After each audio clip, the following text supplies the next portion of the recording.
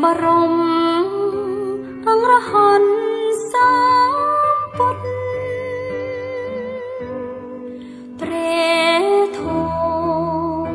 ព្រះសង្ឃប្រសើរបំផុតហាត់នៅជាមកុដដឹកនាំលោកក្នុងឱកាស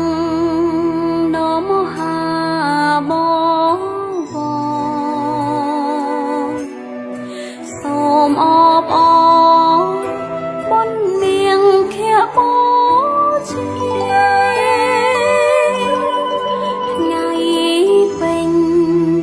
បរមីច័ន្ទរៀបលឺថ្លារាំងស្មៃអង្គចាយប់ដំ5កាជាថ្ងៃដែលរំលឹងព្រឹត្តិការណ៍ទាំងឡាយដែលកើតមាននៅក្នុងព្រះពុទ្ធសាសនាទីមួយទ្រង់ដឹងអាយុសង្ខារកំណត់ជនមានបង្រេនីពី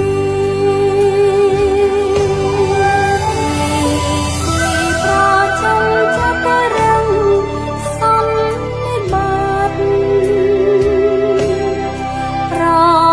ធានវត្តបទេទីបីអោយជាងអំពើបបស្មោកគ្រប់ហើយចាប់យកដោយបុណ្យកុសលទៀងទូមានបង្រៀនអប់រំផ្លូវចិត្តបរិសុទ្ធពិតជាឆ្ងាយកេលេសលោកទាំងទោសង្ឃមហង្សដែលឆេងត្រូវជំរាំងពីក្នុងសន្តានខ្ញុំបួងសួងដល់អង្គព្រំទេវតាជួយថែរាងសាសពបរោគ្រប់គ្នាដោយអំណាចនៃការគោរពបូជា